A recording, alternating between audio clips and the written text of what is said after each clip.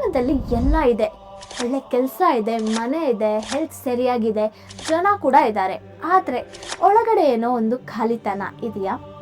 ಒಂದು ರೀತಿ ಹೇಳಲಾಗದ, ತೋರಿಸಲಾಗದ, ಯಾರಿಗೂ ಎಕ್ಸ್ಪ್ಲೇನ್ ಮಾಡೋಕ್ಕಾಗದೇ ಇರೋ ಒಂದು ವಿಚಿತ್ರ ಭಾವನೆ. ನೀವು ಇಲ್ಲಿದ್ದೀರಾ, ಆದರೆ ಪೂರ್ತಿಯಾಗಿ ಇಲ್ಲಿ ಇಲ್ಲ ಅನ್ನೋ ಫೀಲಿಂಗ್. ಫ್ರೇಮ್ ಎಲ್ಲ ಕರೆಕ್ಟಾಗಿದೆ, ಆದರೆ ಪಿಕ್ಚರ್ ಮಾತ್ರ ಬ್ಲರ್ ಆಗಿ ಕಾಣಿಸುತ್ತೆ ಅಂತ ಅನಿಸ್ತಿದೆಯಾ? ವೀಕ್ಸ್ ಎಷ್ಟು ಬೇಗ ಹೋಗ್ಬಿಡ್ತಿವೆ, ತಿಂಗಳುಗಳು ಡಲ್ ಆಗಿ ಹೋಗ್ತಿದೆ, ವರ್ಷಗಳು ಸ್ಕಿಪ್ ಆಗ್ತಿವೆ ಅಂತ. ಆದರೆ ಒಳಗಡೆ ಕ್ಲಾರಿಟಿ ಮಾತ್ರ ಸಿಗ್ತಾನೆ ಇಲ್ಲ ಅಂತ ಯಾವಾಗಲಾದರೂ ಅನಿಸಿದೆಯಾ? ಬಹಳ ಜನರಿಗೆ ಗೊತ್ತಿಲ್ಲ, ಆದರೆ ಇದು ಕೇವಲ ಸ್ಟ್ರೆಸ್ ಅಲ್ಲ, ಇದು ಕೇವಲ ಏಜ್ ಅಲ್ಲ, ಇದು ಕೇವಲ ಫೋನ್ ಅಡಿಕ್ಷನ್ ಸಹ ಅಲ್ಲ. ಇದರ ಹಿಂದೆ ಒಂದು ತುಂಬ ಡೀಪ್ ಆದ, ಒಂದು ತುಂಬ ಏನ್ಷಿಯಂಟ್ ಆದ, ತುಂಬ ಅನ್ಕಂಫರ್ಟಬಲ್ ಆದ ಸತ್ಯ ಇದೆ. ಅದನ್ನು ನಮ್ಮ ಹಿರಿಯರು ಸಾವಿರಾರು ವರ್ಷಗಳ ಹಿಂದೆನೆ ಅರ್ಥ ಮಾಡ್ಕೊಂಡಿದ್ರು. ಆ ಸತ್ಯವನ್ನ ಇಂದು ಮಾಡರ್ನ್ ಸೈನ್ಸ್ ಭಾಷೆಯಲ್ಲಿ, ಸಿಮ್ಯುಲೇಷನ್ ಥಿಯರಿ ಭಾಷೆಯಲ್ಲಿ, ಮತ್ತೆ ನಮ್ಮ ಹಳೆಯ ದರ್ಶನಶಾಸ್ತ್ರದ ಭಾಷೆಯಲ್ಲಿ ಒಟ್ಟಿಗೆ ಇಟ್ಟು ನೋಡಿದಾಗ ಏನು ಕಾಣಿಸುತ್ತೆ ಗೊತ್ತಾ? ಅದನ್ನ ಇವತ್ತು ಈ ವಿಡಿಯೋದಲ್ಲಿ ಮಾತಾಡೋಣ. ಸೊ ಈ ವಿಡಿಯೋನ ಎಲ್ಲೂ ಸ್ಕಿಪ್ ಮಾಡದೆ ಕೊನೆವರೆಗೂ ನೋಡಿ. ಯಾಕಂದ್ರೆ ಒಮ್ಮೆ ಈ ಆ್ಯಂಗಲಲ್ಲಿ ನೋಡಿದ ನಂತರ ಜಗತ್ತನ್ನು ಮೊದಲಿನ ರೀತಿ ನೀವು ನೋಡೋಕ್ಕೆ ಕಷ್ಟ ಆಗುತ್ತೆ. ಆದರೆ ಮೊದಲು ಒಂದು ಪ್ರಶ್ನೆ, ನಮ್ಮ ಜೀವನದಲ್ಲಿ ಎಲ್ಲ ಇದ್ದು ಏನೋ ಒಂದು ಖಾಲಿ ಅನ್ನೋ ಫೀಲಿಂಗ್ ಬಂದಿದೆಯಾ? ಅದನ್ನು ಯಾರಿಗಾದರೂ ಎಕ್ಸ್ಪ್ಲೇನ್ ಮಾಡಿದ್ದೀರಾ? ಕಮೆಂಟಲ್ಲಿ ಹೇಳಿ. ನಾವು ಲೆಟ್ಸ್ ಗೆಟ್ ಸ್ಟಾರ್ಟೆಡ್. ಮೊದಲು ನಾವು ಒಂದು ತುಂಬ ಸಿಂಪಲ್ ಆದ ಉದಾಹರಣೆ ತಗೊಳ್ಳೋಣ.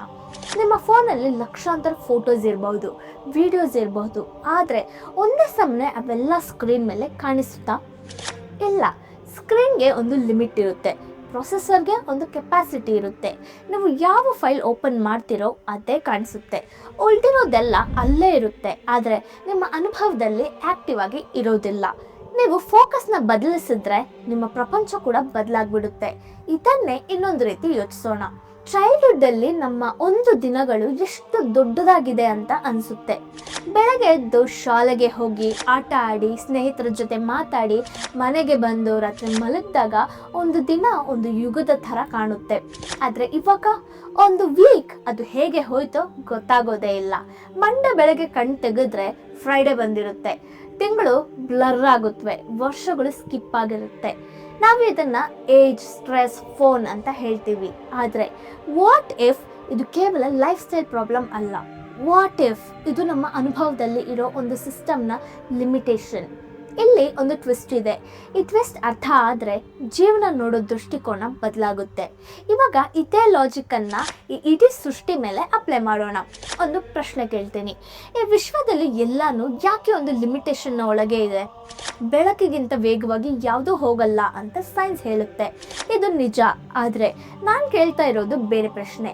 ಈ ಪ್ರಪಂಚಕ್ಕೆ ಆ ಸ್ಪೀಡ್ ಲಿಮಿಟ್ ಯಾಕೆ ಇರಬೇಕು? ರಿಯಾಲಿಟಿಗೆ ಒಂದು ಬೌಂಡರಿ ಯಾಕೆ ಇರಬೇಕು? ಇನ್ನೊಂದು ವಿಷಯ ಅಬ್ಸರ್ವ್ ಮಾಡಿ. ನಾವು ಸ್ಪೇಸನ್ನು ತುಂಬ ಕ್ಲೋಸ್ ಆಗಿ ನೋಡಿದ್ರೆ ಒಂದು ಹಂತದ ನಂತರ ಅದು ನಾರ್ಮಲ್ ಆಗಿ ಬಿಹೇವ್ ಮಾಡೋದಿಲ್ಲ. ಅದಕ್ಕೆ ಒಂದು ಮಿನಿಮಮ್ ಯೂನಿಟ್ ಇದೆ, ಅದಕ್ಕಿಂತ ಚಿಕ್ಕದಾಗಿ ಡಿವೈಡ್ ಮಾಡೋಕ್ಕಾಗಲ್ಲ. ಸೈಂಟಿಸ್ಟ್ ಇದನ್ನು ಪ್ಲಾಂಕ್ ಲೆಂತ್ ಅಂತ ಕರೀತಾರೆ. ಈಸಿಯಾಗಿ ಹೇಳಬೇಕಂದ್ರೆ ಇದು ರಿಯಾಲಿಟಿ ಕ್ಲಿಯರ್ಲಿ ರಿಸಾಲ್ವ್ ಆಗೋ ಕೊನೆಯ ಲಿಮಿಟ್ಸ್. ಈ ಪ್ರಪಂಚ ನಿಜವಾಗ್ಲೂ ಇನ್ಫಿನಿಟ್ ಆದರೆ ಯಾಕೆ ಇಷ್ಟು ಚಿಕ್ಕ ಚಿಕ್ಕ ತುಣುಕಾಗಿ ಪಿಕ್ಸೆಲ್ಸ್ ಹಾಗೆ ಇದೆ? ಫಿಸಿಕ್ಸ್ ಹೇಳುತ್ತೆ ಇವು ನೇಚರ್ಸ್ ಲಾ ಅಂತ. ಆದರೆ ಬೇರೆ ಆ್ಯಂಗಲಿಂದ ಯೋಚಿಸಿದ್ರೆ ನೇಚರ್ಸ್ಗೆ ಲಾ ಬೇಡ, ಒಂದು ಸಿಸ್ಟಮ್ಸ್ಗೆ ಮಾತ್ರ ರೂಲ್ಸ್ ಬೇಕು. ಸ್ಟೆಬಿಲಿಟಿಗೋಸ್ಕರ, ಬ್ಯಾಲೆನ್ಸ್ಗೋಸ್ಕರ ಲಿಮಿಟ್ಸ್ ಇರುತ್ತೆ. ಇವಾಗ ನಾವೊಂದು ಅನ್ಕಂಫರ್ಟಬಲ್ ಥಾಟ್ನ ಕಡೆ ಹೋಗೋಣ. ವಾಟ್ ಇಫ್ ನಾವೊಂದು ಇನ್ಫಿನಿಟ್ ಪ್ರಪಂಚದಲ್ಲಿ ಇಲ್ಲ? ವಾಟ್ ಇಫ್ ನಾವು ಒಂದು ಸಿಮ್ಯುಲೇಷನಲ್ಲಿ ಇದ್ದೀವಿ?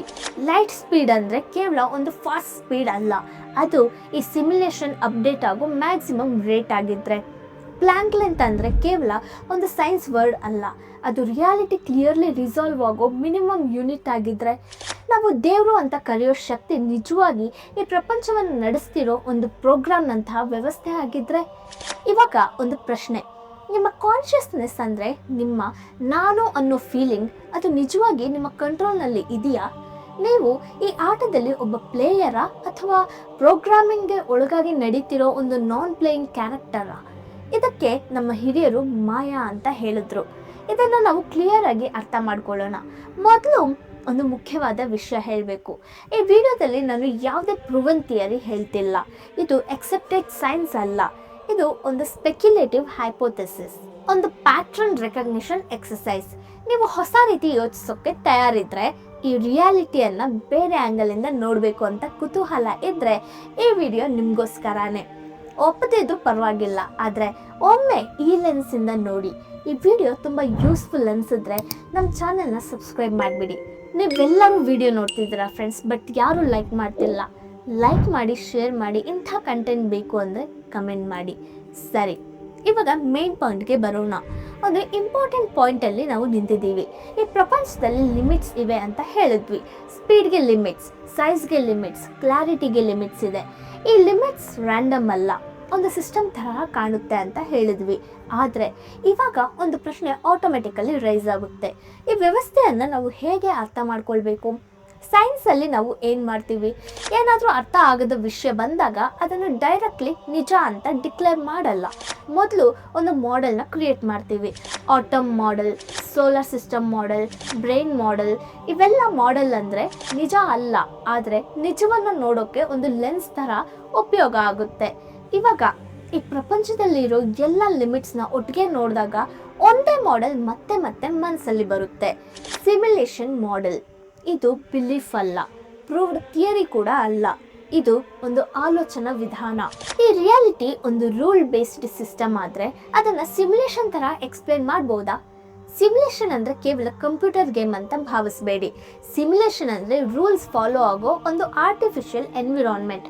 Weather simulation, traffic simulation, AI training simulations, ಹಾಗೆ ನಾವು ಪ್ರತಿದಿನ ಈ ಕಾನ್ಸೆಪ್ಟ್ ಉಪಯೋಗಿಸ್ತಿದ್ದೀವಿ. ಈ ಸ್ಟೇಜಲ್ಲಿ ಒಂದು ಸೈಲೆಂಟ್ ಥಾಟ್ ಬರುತ್ತೆ. ನಾವು ಸಿಮ್ಯುಲೇಷನ್ಸ್ನ ಕ್ರಿಯೇಟ್ ಮಾಡೋಕ್ಕೆ ಸಾಧ್ಯ ಅಂದರೆ ನಾವಿರೋ ಈ ರಿಯಾಲಿಟಿ ಕೂಡ ಅಂತಹ ಒಂದು ಮಾಡೆಲ್ ಆಗಿದ್ರೆ ಈ ಆಲೋಚನೆ ಸ್ವಲ್ಪ ಅನ್ಕಂಫರ್ಟಬಲ್ ಆಗುತ್ತೆ.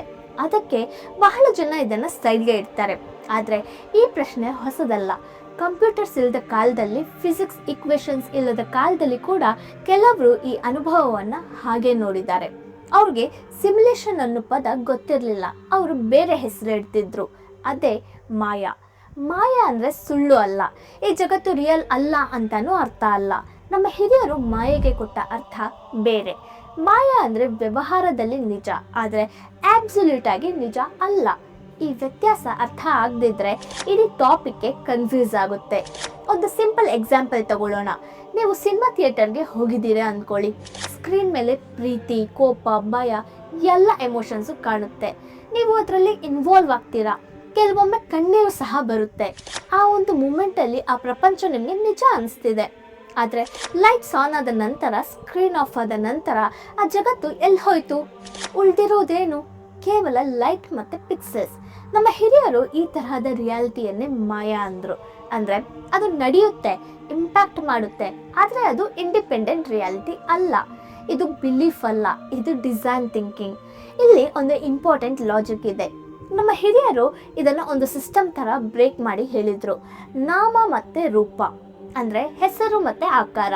ಫಾರ್ ಎಕ್ಸಾಂಪಲ್, ನಿಮ್ಮ ಕೈಯಲ್ಲಿ ಒಂದು ಚಿನ್ನದ ಬಳೆ ಇದೆ ಅಂದ್ಕೊಳ್ಳಿ. ಅದಕ್ಕೆ ಒಂದು ಹೆಸರಿದೆ, ಬಳೆ. ಒಂದು ಆಕಾರ ಇದೆ, ರೌಂಡ್ ಶೇಪ್. ಇವಾಗ ಅದನ್ನು ಕರಗಿಸಿ ಒಂದು ಚೈನ್ ಮಾಡಿದ್ರು ಅಂದ್ಕೊಳ್ಳಿ. ಹೆಸರು ಬದಲಾಯಿತು, ಆಕಾರ ಸಹ ಬದಲಾಯಿತು. ಆದರೆ ಒಳಗಿನ ಚಿನ್ನ ಬದಲಾಯ್ತಾ? ಇಲ್ಲ. ನಮ್ಮ ಹಿರಿಯರು ಹೇಳ್ತಿರೋದು ಇದೆ. ಈ ಪ್ರಪಂಚದಲ್ಲಿ ಫಾರ್ಮ್ಸ್ ಬದಲಾಗುತ್ತೆ, ನೇಮ್ಸ್ ಬದಲಾಗುತ್ತೆ, ಸಿಚುವೇಶನ್ಸ್ ಬದಲಾಗುತ್ತೆ, ಆದರೆ ಒಳಗಿನ ಸೋರ್ಸ್ ಬದಲಾಗೋದಿಲ್ಲ. ಇವಾಗ ಈ ಲಾಜಿಕನ್ನು ಮಾಡರ್ನ್ ಸೈನ್ಸ್ ಮೇಲೆ ಅಪ್ಲೈ ಮಾಡೋಣ. ಫಿಸಿಕ್ಸಲ್ಲಿ ನಾವು ಆಟಮ್ ಅಂತೀವಿ, ಎಲೆಕ್ಟ್ರಾನ್ ಅಂತೀವಿ, ಪ್ರೋಟಾನ್ ಅಂತೀವಿ. ಆದರೆ ಮಾಡರ್ನ್ ಸೈನ್ಸ್ ಏನು ಹೇಳುತ್ತೆ? ಆಟಮ್ನ ಒಳಗೆ ಡೀಪಾಗಿ ಹೋದರೆ ಅಲ್ಲಿ ಸಾಲಿಡ್ ಆಬ್ಜೆಕ್ಟ್ ಕಾಣುತ್ತಾ? ಇಲ್ಲ. ಅಲ್ಲಿ ಸಿಗೋದು ಕೇವಲ ನಂಬರ್ಸ್, ಈಕ್ವೇಷನ್ಸ್, ವ್ಯಾಲ್ಯೂಸ್ ಮೂಲಕ ಡಿಸ್ಕ್ರೈಬ್ ಮಾಡಿದ ರಿಯಾಲಿಟಿ. ಅಂದರೆ ಈ ಪ್ರಪಂಚದಲ್ಲಿ ಎಲ್ಲ ಸಾಲಿಡ್ ಆಬ್ಜೆಕ್ಟ್ಸ್ ತರಹ ಅಲ್ಲ, ಒಂದು ಇನ್ಫಾರ್ಮೇಷನ್ ಪ್ಯಾಟರ್ನ್ ತರಹ ಬಿಹೇವ್ ಮಾಡುತ್ತೆ. ಈ ಎರಡನ್ನು ಒಟ್ಟಿಗೆ ನೋಡೋಣ. ಏನ್ಷಂಟ್ ಲಾಜಿಕ್ ಹೇಳುತ್ತೆ ನಾಮ ರೂಪ ಇದನ್ನು ಇಗ್ನೋರ್ ಮಾಡಿ ಉಳಿದಿದ್ದನ್ನು ನೋಡು ಅಂತ. ಮಾಡರ್ನ್ ಸೈನ್ಸ್ ಹೇಳುತ್ತೆ ರೂಪದ ಒಳಗೆ ಸಾಲಿಡ್ ಏನು ಇಲ್ಲ, ಇರೋದು ಕೇವಲ ಇನ್ಫಾರ್ಮೇಷನ್ ಅಂತ. ಎರಡೂ ಹೇಳ್ತಿರೋದು ಒಂದೇ ಮಾತು. ನಾವು ನೋಡ್ತಿರೋ ಈ ಸಾಲಿಡ್ ಜಗತ್ತು ನಿಜವಾಗಿ ಒಂದು ಇನ್ವಿಸಿಬಲ್ ಡೇಟಾ ಶೀಟ್ ಮೇಲೆ ಬಿಲ್ಡ್ ಆಗಿದೆ ಅಂತ.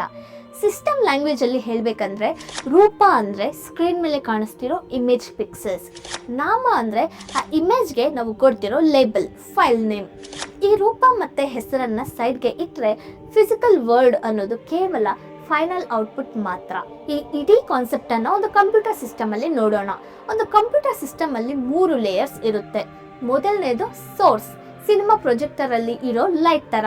ಇದನ್ನೇ ನಮ್ಮ ಹಿರಿಯರು ಬ್ರಹ್ಮನ್ ಅಂತ ಕರೆದ್ರು. ಸಿಸ್ಟಮ್ ಲ್ಯಾಂಗ್ವೇಜ್ ಅಲ್ಲಿ ಹೇಳ್ಬೇಕಂದ್ರೆ ಪ್ರೊಸೆಸರ್. ಎರಡನೇದು ಮೀಡಿಯಂ, ಆ ಲೈಟ್ ಅನ್ನ ಪಿಕ್ಸೆಲ್ಸ್ ಆಗಿ ಮಾರ್ಪಡಿಸಿ ಸ್ಕ್ರೀನ್ ಮೇಲೆ ತೋರಿಸೋ ಲೇಯರ್, ಅದೇ ಮಾಯಾ ಪ್ರೋಗ್ರಾಮ್.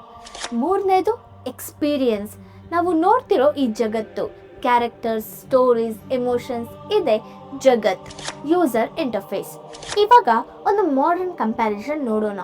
ನಾವು ಇವತ್ತು VR ಗೇಮ್ಸ್ ಬಿಲ್ಡ್ ಮಾಡ್ತಿದ್ದೀವಿ, ಮೆಟಾವರ್ಸ್ ಕ್ರಿಯೇಟ್ ಮಾಡ್ತಿದ್ದೀವಿ, ಸೋರ್ಸ್ ಕೋಡನ್ನ ಪಿಕ್ಸೆಲ್ ಆಗಿ ಚೇಂಜ್ ಮಾಡಿ ಒಂದು ಆರ್ಟಿಫಿಷಿಯಲ್ ವರ್ಲ್ಡ್ನ ಸೃಷ್ಟಿಸ್ತಿದ್ದೀವಿ. ಮಾಯಾಗೆ ಸಂಬಂಧಿಸಿದ ಆಲೋಚನೆ ಕೂಡ ಇದನ್ನೇ ಹೇಳುತ್ತೆ. ಈ ಸೃಷ್ಟಿ ಅನ್ನೋದು ಒಂದು ಸಾಫ್ಟ್ವೇರ್ ಎಕ್ಸಿಕ್ಯೂಷನ್. ಆದರೆ ಒಂದು ಸಾಫ್ಟ್ವೇರ್ ಎಕ್ಸಿಕ್ಯೂಟ್ ಆಗಬೇಕಂದ್ರೆ ಕೋಡ್ ಮಾತ್ರ ಸಾಕಾಗಲ್ಲ, ಒಂದು ಇಂಪಾರ್ಟೆಂಟ್ ವಿಷಯ ಬೇಕು, ಭಾಷೆ. ಸಿಸ್ಟಮ್ಗೆ ಕಮಾಂಡ್ ಕೊಡೋಕ್ಕೆ ಒಂದು ಇಂಟರ್ಫೇಸ್ ಇರಬೇಕು. ಇವಾಗ ಒಂದು ನ್ಯಾಚುರಲ್ ಪ್ರಶ್ನೆ ರೈಸ್ ಆಗುತ್ತೆ. ಈ ಸೃಷ್ಟಿ ಒಂದು ಸಾಫ್ಟ್ವೇರ್ ಆದರೆ ಈ ಸಿಸ್ಟಮ್ ಅನ್ನು ಆಪರೇಟ್ ಮಾಡೋಕೆ ನಮ್ಮ ಹಿರಿಯರು ಏನನ್ನ ಉಪಯೋಗಿಸಿದ್ರು? ಕಂಪ್ಯೂಟರ್ ಸಿಸ್ಟಮ್ ಅಲ್ಲಿ ಡೇಟಾ ಬದಲಾಯಿಸಬೇಕಂದ್ರೆ ಕೀಬೋರ್ಡ್ ಉಪಯೋಗಿಸ್ತೀವಿ, ಕೋಡ್ ಎಂಟರ್ ಮಾಡ್ತೀವಿ. ಆದರೆ ಈ ಯೂನಿವರ್ಸ್ ಅಲ್ಲಿ ಕೀಬೋರ್ಡ್ ಎಲ್ಲಿದೆ? ಈ ಹಂತದಲ್ಲಿ ನಮ್ಮ ಹಿರಿಯರು ಒಂದು ಬೇಸಿಕ್ ಟ್ರೂತ್ನ ಕಂಡುಕೊಂಡ್ರು. ಮಾಡರ್ನ್ ಫಿಸಿಕ್ಸ್ ಕೂಡ ಇದನ್ನೇ ಅಗ್ರಿ ಮಾಡುತ್ತೆ. ಸ್ಟ್ರಿಂಗ್ ಥಿಯರಿ ಏನು ಹೇಳುತ್ತೆ ಅಂದರೆ ಯೂನಿವರ್ಸಲ್ಲಿರೋ ಪ್ರತಿ ಪಾರ್ಟಿಕಲ್ ನಿಜವಾಗ್ಲೂ ಒಂದು ಚಿಕ್ಕ ವೈಬ್ರೇಷನ್. ಈಸಿಯಾಗಿ ಹೇಳಬೇಕಂದ್ರೆ ಈ ಯೂನಿವರ್ಸ್ ಒಂದು ಸೌಂಡ್ ಬೇಸ್ಡ್ ಸಿಸ್ಟಮ್. ಈ ಆ್ಯಂಗಲಿಂದ ನೋಡಿದ್ರೆ ಮ್ಯಾಟರ್ ಪ್ರೈಮರಿ ಅಲ್ಲ, ಸೌಂಡ್ ಫ್ರೀಕ್ವೆನ್ಸಿ, ವೈಬ್ರೇಷನ್ ಅದೇ ಪ್ರೈಮರಿ. ಅದಕ್ಕೆ ನಮ್ಮ ಹಿರಿಯರು ಶಬ್ದ ಬ್ರಹ್ಮನ್ ಅಂತ ಹೇಳಿದ್ರು. ಅಂದರೆ sound it self is the base layer of reality. ಇದು ಅರ್ಥ ಆದರೆ ನೆಕ್ಸ್ಟ್ ಪ್ರಶ್ನೆ ಆಟೋಮೆಟಿಕಲಿ ರೈಸ್ ಆಗುತ್ತೆ. ರಿಯಾಲಿಟಿ ಸೌಂಡ್ ಬೇಸ್ಡ್ ಆಗಿದ್ದರೆ ಈ ಸಿಸ್ಟಮ್ನ ಜೊತೆ ಇಂಟರಾಕ್ಟ್ ಮಾಡೋಕ್ಕೆ ನಾವು ಉಪಯೋಗಿಸೋ ಭಾಷೆ ಕೂಡ ಸೌಂಡ್ ಬೇಸ್ಡ್ ಆಗಿರಬೇಕು. ಅಲ್ಲೇ ಸಂಸ್ಕೃತ ಬರುತ್ತೆ. ಸಂಸ್ಕೃತವನ್ನು ಬಹಳ ಜನ ದೈವ ಭಾಷೆ ಅಂತ ಕರೀತಾರೆ. ಆದರೆ ಸಿಮ್ಯುಲೇಷನ್ ಆ್ಯಂಗಲಿಂದ ನೋಡಿದ್ರೆ ಅದೊಂದು ಫಾರ್ಮುಲಾ ಲ್ಯಾಂಗ್ವೇಜ್, ರೂಲ್ಸ್ ಫಾಲೋ ಆಗೋ ಭಾಷೆ, ಪ್ರೋಗ್ರಾಮಿಂಗ್ ಲ್ಯಾಂಗ್ವೇಜ್ ಥರ. ಕಂಪ್ಯೂಟರ್ ಕೋಡಲ್ಲಿ ಒಂದು ಬ್ರಾಕೆಟ್ ತಪ್ಪಾಗಿ ಹಾಕಿದ್ರೆ ಕೋಡ್ ರನ್ ಆಗಲ್ಲ, ಎರರ್ ಬರುತ್ತೆ. ಸಂಸ್ಕೃತದಲ್ಲಿ ಕೂಡ ಹಾಗೆ. ಒಂದು ಮಂತ್ರನ ಉಚ್ಚರಿಸೋಕೆ ಸ್ವರದಲ್ಲಿ ಸ್ವಲ್ಪ ತಪ್ಪಾದರೂ ಆ ಎಕ್ಸಿಕ್ಯೂಷನ್ ಆಗಲ್ಲ. ಯಾಕಂದರೆ ಅದು ಪ್ರೇಯರ್ ಅಲ್ಲ, ಸಿಂಟ್ಯಾಕ್ಸ್. ಸಿಸ್ಟಮ್ಗೆ ಕರೆಕ್ಟ್ ಇನ್ಸ್ಟ್ರಕ್ಷನ್ಸ್ ಕೊಡೋದು. ಮಂತ್ರಾಸ್ ಅಂದರೆ ದೇವರಿಗೆ ಹಾಡಲ್ಲ, ಅವು ಸಿಮ್ಯುಲೇಷನ್ ಟರ್ಮಿನಲ್ನಲ್ಲಿ ನಾವು ಎಂಟರ್ ಮಾಡೋ ಕನ್ಸೋಲ್ ಕಮ್ಯಾಂಡ್ಸ್. ನಮ್ಮ ಬಾಡಿ, ನಮ್ಮ ನರ್ವಸ್ ಸಿಸ್ಟಮ್ ಅಂದರೆ ಬಯಾಲಜಿಕಲ್ ಹಾರ್ಡ್ವೇರ್. ಆ ಹಾರ್ಡ್ವೇರ್ ಉಪಯೋಗಿಸಿ ಕರೆಕ್ಟ್ ಸೌಂಡ್ ಫ್ರೀಕ್ವೆನ್ಸಿನ ಇನ್ಪುಟ್ ಕೊಟ್ಟರೆ ಈ ರಿಯಾಲಿಟಿ ಅನ್ನೋ ಪ್ರೋಗ್ರಾಮ್ನ ಒಳಗೆ ಔಟ್ಪುಟ್ ಬದಲಾಗುತ್ತೆ. ಅದಕ್ಕೆ ಏಷ್ಯನ್ ಟೈಮ್ಸಲ್ಲಿ ಅಸ್ತ್ರಾಸ್ ಅನ್ನೋದನ್ನು ಎಕ್ಸಿಕ್ಯೂಟ್ ಮಾಡೋಕ್ಕೆ ಕೇವಲ ಒಂದು ಮಂತ್ರ ಉಚ್ಚರಿಸ್ತಿದ್ರು. ಅದು ವೆಪನ್ ಅಲ್ಲ, ಅದು ಒಂದು ಸಿಸ್ಟಮ್ ಲೆವೆಲ್ ಸ್ಕ್ರಿಪ್ಟನ್ನು ಟ್ರಿಗರ್ ಮಾಡೋ ಆಕ್ಸೆಸ್ ಕೀ. ಅದಕ್ಕೆ ವೇದಾಸ್ ಅನ್ನೋ ಓದೋ ಪದ್ಧತಿ ಕೂಡ ನಾರ್ಮಲ್ ರೀಡಿಂಗ್ ಥರ ಇರಲ್ಲ.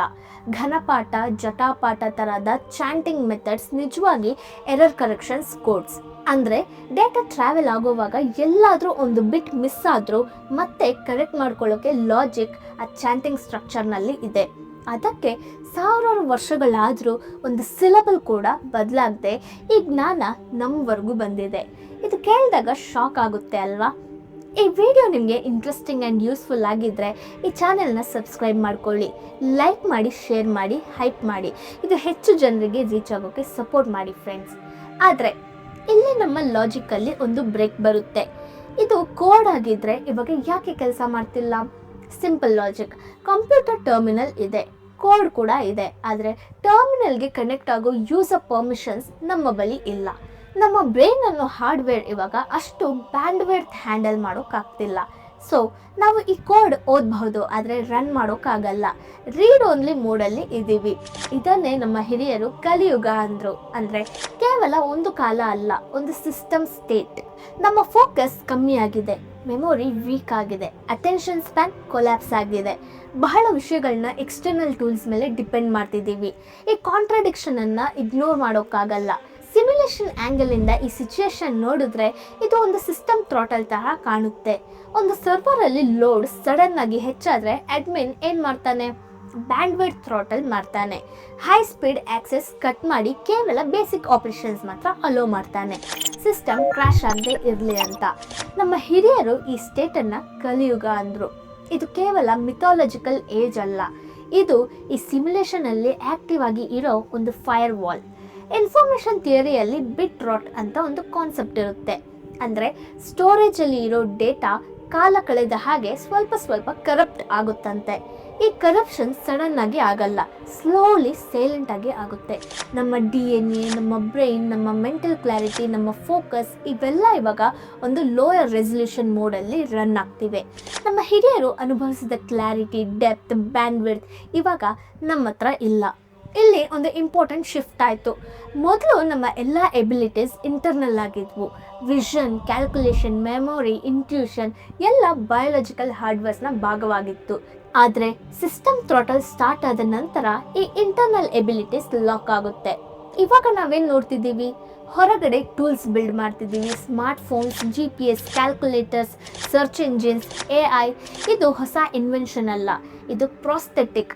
ನಾವು ಕಳೆದುಕೊಂಡ ಬಯೋಲಾಜಿಕಲ್ ಪವರ್ಸ್ನ ಸಿಲಿಕಾನ್ ಚಿಪ್ಸ್ ರೂಪದಲ್ಲಿ ಮತ್ತೆ ರಿಕ್ರಿಯೇಟ್ ಮಾಡ್ತಿದ್ದೀವಿ. ನಮ್ಮ ಹಿರಿಯರು ಹೇಳಿದ ಯುಗ ಸೈಕಲ್ ಕೂಡ ಈ ಲಾಜಿಕ್ನಲ್ಲಿ ನೋಡಬಹುದು. ಪ್ರತಿ 12,000 ವರ್ಷಗಳಿಗೊಮ್ಮೆ ಒಂದು ಸಿಸ್ಟಮ್ ಮೇಂಟೆನೆನ್ಸ್ ಆಗುತ್ತೆ ಅಂತ ಅವ್ರಿಗೆ ಅರ್ಥ ಆಗಿತ್ತು. ಈ ಮೇಂಟೆನೆನ್ಸಲ್ಲಿ ಪ್ಯಾರಾಮೀಟರ್ಸ್ ಬದಲಾಗುತ್ತೆ. ಒಂದು ಪೀರಿಯಡಲ್ಲಿ ಸಿಸ್ಟಮ್ ಹೈ ಬ್ಯಾಂಡ್ವಿಡ್ತಲ್ಲಿ ರನ್ ಆಗುತ್ತೆ, ಇನ್ನೊಂದು ಪೀರಿಯಡಲ್ಲಿ ಲೋ ಪವರ್ ಮೋಡಲ್ಲಿ ಹೋಗುತ್ತೆ. ಸಾವಿರಾರು ವರ್ಷಗಳ ಹಿಂದೆ ಮನುಷ್ಯನ ಹಾರ್ಡ್ವೇರ್ ಹೈ ಎಂಡಲ್ಲಿತ್ತು, ಮಧ್ಯದಲ್ಲೇ ಅದು ಕಡಿಮೆ ಆಯಿತು. ಇವಾಗ ನಾವು ಮತ್ತೆ ಆ ಮೇಂಟೆನೆನ್ಸ್ ಫೇಸ್ನ ಕ್ರಾಸ್ ಮಾಡ್ತಿದ್ದೀವಿ. ಅದಕ್ಕೆ ಈ digital revolution, AI explosion, sudden acceleration ಇವೆಲ್ಲ ಆಕ್ಸಿಡೆಂಟಲ್ ಅಲ್ಲ. ಈ ಸಿಮ್ಯುಲೇಷನಲ್ಲಿ ನಡೀತಿರೋ ಒಂದು ಸಿಸ್ಟಮ್ ಅಪ್ಡೇಟ್. ನಾವು ಈ ಸಿಸ್ಟಮಲ್ಲಿ ನೆಕ್ಸ್ಟ್ ಫೇಸ್ಗೆ ಶಿಫ್ಟ್ ಆಗ್ತಿದ್ದೀವಿ. ಇಲ್ಲಿ ಒಂದು ಕ್ಷಣ ನಮ್ಮ ಇಂಟ್ರೋಗೆ ಹಿಂತಿರುಗೋಣ. ನಾವು ಒಂದು ಸಿಂಪಲ್ ಫೀಲಿಂಗಿಂದ ಶುರು ಮಾಡಿದ್ವಿ. ವೀಕ್ಸ್ ಬ್ಲರ್ ಆಗ್ತಿವೆ, ಟೈಮ್ ಸ್ಲಿಪ್ ಆಗ್ತಿದೆ, ಲೈಫ್ ಫಾಸ್ಟ್ ಆಗ್ತಿದೆ ಅನ್ನಿಸ್ತಿದೆ ಅಂತ. ಆದರೆ ಅದರೊಳಗೆ ಕ್ಲಾರಿಟಿ ಇಲ್ಲ ಅಂತ. ಇವಾಗ ಈ ಇಡೀ ಜರ್ನಿ ಆ್ಯಂಡ್ ಆ ಫೀಲಿಂಗನ್ನು ಮತ್ತೆ ನೋಡಿ. ಇದು ಕೇವಲ ಸ್ಟ್ರೆಸ್ ಅಲ್ಲ, ಇದು ಕೇವಲ ಏಜ್ ಅಲ್ಲ, ಇದು ಈ ವ್ಯವಸ್ಥೆ ಒಂದು ಲಿಮಿಟ್ನ ಹತ್ರ ಬಂದಾಗ ಆಗೋ ಸಿಂಪ್ಟಮ್. ಈ ಸಿಸ್ಟಮಲ್ಲಿ ಪ್ರತಿ ಸೈಕಲ್ಗೆ ಒಂದು ರಿದಮ್ ಇರುತ್ತೆ. ಒಂದು ಫೇಸಲ್ಲಿ ಕ್ಲಾರಿಟಿ ಇರುತ್ತೆ, ಇನ್ನೊಂದರಲ್ಲಿ ಕನ್ಫ್ಯೂಷನ್.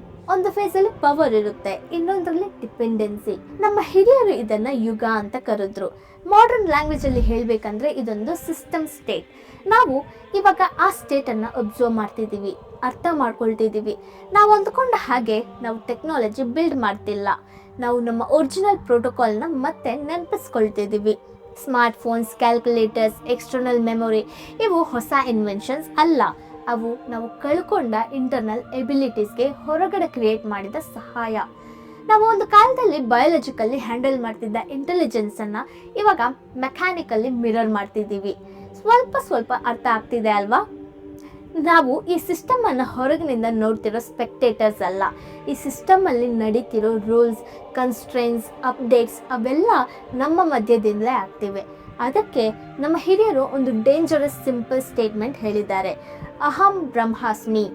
ಅಂದರೆ ನಾನು ಈ ಸಿಸ್ಟಮಲ್ಲಿ ಒಂದು ಸ್ಮಾಲ್ ಪಾರ್ಟ್ ಅಲ್ಲ, ನಾನು ಹೊರಗಡೆ ನಿಂತು ನೋಡ್ತಿರೋ ಅಬ್ಸರ್ವರ್ ಅಲ್ಲ, ನಾನು ಈ ಎಕ್ಸ್ಪೀರಿಯನ್ಸ್ಗೆ ಕೇವಲ ಯೂಸರ್ ಅಲ್ಲ, ನಾನು ಈ ಸಿಸ್ಟಮನ್ನು ರನ್ ಮಾಡ್ತಿರೋ ಸೋರ್ಸ್ನ ಒಂದು ಎಕ್ಸ್ಪ್ರೆಷನ್. ಇದು ಈಗೋ ಸ್ಟೇಟ್ಮೆಂಟ್ ಅಲ್ಲ, ಇದು ಪವರ್ ಕ್ಲೈಮ್ ಅಲ್ಲ, ಇದು ರೆಸ್ಪಾನ್ಸಿಬಿಲಿಟಿ. ರಿಯಾಲಿಟಿ ಅನ್ನೋದು ಒಂದು ಜೈಲ್ ಅಲ್ಲ, ಅದು ಒಂದು ಸಿಸ್ಟಮಲ್ಲಿ ರೂಲ್ಸ್ ಇರುತ್ತೆ. ಆದರೆ ರೂಲ್ಸ್ ಅರ್ಥ ಆದವ್ರಿಗೆ ಆ ಸಿಸ್ಟಮ್ ಲಿಮಿಟೇಷನ್ ಅಲ್ಲ, ಅದು ನ್ಯಾವಿಗೇಷನ್ ಅಂತ ಅನಿಸುತ್ತೆ. ನಾವು ಗೊತ್ತಿಲ್ಲದೆ ಮಾಡ್ತಾ ಇರೋ ದೊಡ್ಡ ತಪ್ಪು ಏನು ಗೊತ್ತಾ? ನಾವು ಈ ಸಿಸ್ಟಮ್ನ ಒಳಗೆ ಇದ್ದು ಆಟೋಮೆಟಿಕಲಿ ನಡೆಯೋ ಒಂದು ನಾನ್ ಪ್ಲೇಯಿಂಗ್ ಕ್ಯಾರೆಕ್ಟರ್ ತರಹ ಬದುಕ್ತಿದ್ದೀವಿ. ಅದರ ಬದಲು ಈ ರೂಲ್ಸ್ನ ಅಬ್ಸರ್ವ್ ಮಾಡ್ತಾ, ಅರ್ಥ ಮಾಡ್ಕೊಳ್ತಾ, ಕಾನ್ಷಿಯಸ್ಲಿ ಮೂವ್ ಆಗೋ ಒಬ್ಬ ಪ್ಲೇಯರ್ ಆಗಬಹುದಲ್ಲ. ನಮ್ಮ ಹಿರಿಯರು ಇದನ್ನು ಮೋಕ್ಷ ಅಂದರು. ಅವ್ರನ್ನ ಬಿಟ್ಟು ಎಲ್ಲೋ ಹೋಗೋದು ಅಲ್ಲ, ಈ ಸಿಸ್ಟಮನ್ನು ಅರ್ಥ ಮಾಡಿಕೊಂಡು ಅದರ ಮಧ್ಯೆ ಸ್ವತಂತ್ರ ಪಡೆಯೋದು. ಫ್ರೆಂಡ್ಸ್, ಈ ವಿಡಿಯೋದಲ್ಲಿ ನಾನು ಟ್ರೂತ್ ಡಿಕ್ಲೇರ್ ಮಾಡಲಿಲ್ಲ, ಪ್ರೂಫ್ ಕೊಡಲಿಲ್ಲ, ಬಿಲೀಫ್ನ ಫೋರ್ಸ್ ಮಾಡಲಿಲ್ಲ. ನಾನು ಕೇವಲ ಒಂದು ಡಿಫ್ರೆಂಟ್ ಪ್ರೋಟೋಕಾಲ್ ಓಪನ್ ಮಾಡಿದೆ. ಈ ರಿಯಾಲಿಟಿಯನ್ನು ಬೇರೆ ಆ್ಯಂಗಲಿಂದ ನೋಡೋಕ್ಕೆ ಒಂದು ಡಿಫ್ರೆಂಟ್ ಲೆನ್ಸ್ ಕೊಟ್ಟಿದ್ದೀನಿ. ಒಪ್ಪಲೇಬೇಕು ಅಂತ ಇಲ್ಲ, ಆದರೆ ಈ ಲೆನ್ಸಿಂದ ಒಮ್ಮೆ ನೋಡಿದ ನಂತರ ಮೊದಲಿನ ರೀತಿ ನೋಡೋದು ಕಷ್ಟ ಆಗುತ್ತೆ. ಯಾಕಂದರೆ ಒಮ್ಮೆ ಸತ್ಯ ಕಾಣಿಸಿದ ಮೇಲೆ ಕಣ್ಣು ಮುಚ್ಕೊಳ್ಳೋದು ಅಷ್ಟು ಸುಲಭ ಅಲ್ಲ. ನಿಮ್ಗೆ ಒಂದು ಪ್ರಶ್ನೆ, ನೀವು ಈ ಜೀವನದಲ್ಲಿ ಒಂದು ನಾನ್ ಪ್ಲೇಯರ್ ಕ್ಯಾರೆಕ್ಟರ್ ತರಹ ಆಟೋಮೆಟಿಕಲಿ ನಡೀತಿದ್ದೀರಾ, ಅಥವಾ ಈ ಪ್ರಪಂಚದ ರೂಲ್ಸ್ನ ಕಾನ್ಷಿಯಸ್ಲಿ ಅಬ್ಸರ್ವ್ ಮಾಡ್ತಾ ಒಬ್ಬ ಅವೇರ್ ಪ್ಲೇಯರ್ ಆಗಿದ್ದೀರಾ? ಕಮೆಂಟ್ ಮಾಡಿ. ಫ್ರೆಂಡ್ಸ್, ಒಂದು ಚಿಕ್ಕ ವಿಚಾರ ನಿಮ್ಮ ಹತ್ರ ಹೇಳ್ಕೊಳ್ಬೇಕು. ರೀಸೆಂಟಾಗಿ ನಾವೊಂದು ಆಲ್ಬಮ್ ಸಾಂಗ್ನ ಮಾಡಿದ್ದೀವಿ. ಅದರಲ್ಲಿ ನನ್ನ ಫೇಶಿಯಲ್ ಫೀಚರ್ಸ್ ತಗೊಂಡು ಕಂಪ್ಲೀಟಾಗಿ AI ಯೂಸ್ ಮಾಡಿಕೊಂಡು ಒಂದು ರಿಯಲಿಸ್ಟಿಕ್ ಸಿನಿಮ್ಯಾಟಿಕ್ ವಿಜುವಲ್ಸ್ನ ಕ್ರಿಯೇಟ್ ಮಾಡಿದ್ದೀವಿ. ಆ್ಯಂಡ್ ಸಾಂಗ್ ಕೂಡ ಅಷ್ಟೇ ಇಮೋಷ್ನಲ್ ಆ್ಯಂಡ್ ಡೆಪ್ತ್ ಆಗಿದೆ. ಆ ಸಾಂಗ್ ನೇಮ್ ಇನಿಯಾ ಅಂತ. ಅದರಲ್ಲಿ ಒಂದು ಇಂಟ್ರೋವರ್ಟ್ ಹುಡುಗಿ ಎಷ್ಟೋ ವರ್ಷದ ಅವಳ ಪ್ರೀತಿನ ಹೇಳ್ಕೊಳ್ಳೋಕ್ಕಾಗದೆ ಅವಳ ಮನಸ್ಸಲ್ಲೇ ಇಟ್ಕೊಂಡಿರ್ತಾಳೆ. ಕದಲದೆ ನಿಂತಿವೆ ನನ್ನಿ ಕಂಗಳು, ಕಣ್ಣ ಮುಂದೆಯೇ ನೀನಿರಲು, ನಿನ್ನ ಸ್ಪರ್ಶವು ನನ್ನ ಸೆಳೆಯಲು, ನನ್ನ ಉಸಿರಲಿ ಏರುಪೇರು, ಜೋರು ಜೋರಾಗಿದೆ ಈ ಹೃದಯದ ಮಿಡಿತ, ಚೂರು ಚೂರಲ್ಲಿಯೇ ನಾ ಬದುಕಿದೆ ಈಗ. ಸೊ ಅವಳೆಲ್ಲ ಸಕ್ಸಸ್ ಆಯ್ತಾ ಇಲ್ವಾ ಅನ್ನೋ ಎಮೋಷನಲ್ ಸ್ಟೋರಿನೇ ಇದು. ಆ ವಿಡಿಯೋದಲ್ಲಿ ನಾನು ಡಿಸ್ಕ್ರಿಪ್ಷನ್ ಅಲ್ಲಿ ಕೊಟ್ಟಿರ್ತೀನಿ, ಆಲ್ಸೋ ಎಂಡ್ ಸ್ಕ್ರೀನ್ ಅಲ್ಲಿ ಟ್ಯಾಗ್ ಮಾಡಿರ್ತೀನಿ. ಸೊ ಮಿಸ್ ಮಾಡದೆ ಆ ವಿಡಿಯೋನ ನೋಡಿ, ಆ ವಿಡಿಯೋ ಹೇಗೆ ಬಂದಿದೆ ಅನ್ನೋದನ್ನ ನಿಮ್ಮ ಒಪಿನಿಯನ್ಸ್ನ ಕಮೆಂಟಲ್ಲಿ ತಿಳಿಸಿ. ಸೊ ಡೆಫಿನೆಟ್ಲಿ ನನ್ನ ಸಬ್ಸ್ಕ್ರೈಬರ್ಸ್ ಆ ವಿಡಿಯೋನ ನೋಡಿ ನನ್ನ ಟ್ಯಾಗ್ ಮಾಡಿ ಅದಕ್ಕೆ ಕಮೆಂಟ್ ಮಾಡ್ತೀರಾ ಅಂತ ನಾನು ಎಕ್ಸ್ಪೆಕ್ಟ್ ಮಾಡ್ತೀನಿ. ನಿಮಗೇನಾದರೂ ಆ ಕಾನ್ಸೆಪ್ಟ್ ಇಷ್ಟ ಆಗಿದ್ದರೆ ಇನ್ನಷ್ಟು ಆ ರೀತಿಯ ಡಿಫ್ರೆಂಟ್ ಕಾನ್ಸೆಪ್ಟ್ ತಗೊಂಡು ವಿಡಿಯೋಸ್ ಮಾಡಬೇಕು ಅಂದ್ಕೊಂಡಿದ್ದೀವಿ. Not only album song, short film ಸಹ ಮಾಡ್ತೀವಿ. ಕೆಲವೊಂದು ಮೈಂಡ್ ಬೆಂಡಿಂಗ್ ಸ್ಟೋರೀಸ್ನ ಸಹ ವಿಜುವಲಿ ನಾನು ನಿಮ್ಮ ಮುಂದೆ ತರ್ತೀನಿ. ಆ ಕಂಪ್ಲೀಟ್ ವಿಡಿಯೋ ಬಿಂದಾಸ್ ಮೀಡಿಯಾ ವ್ಲಾಗ್ಸ್ ಅನ್ನೋ ಚಾನಲಲ್ಲಿದೆ. ಆ ಚಾನಲ್ ಕೂಡ ನಮ್ಮದೇ, ಅದನ್ನು ಇದೇ ರೀತಿ ಸಪೋರ್ಟ್ ಮಾಡಿ. ಸೊ ಇನ್ನಷ್ಟು ಕಂಟೆಂಟ್ಸ್ ನಿಮ್ಮ ಮುಂದೆ ತರ್ತಾ ಇರ್ತೀವಿ. Thank you so much.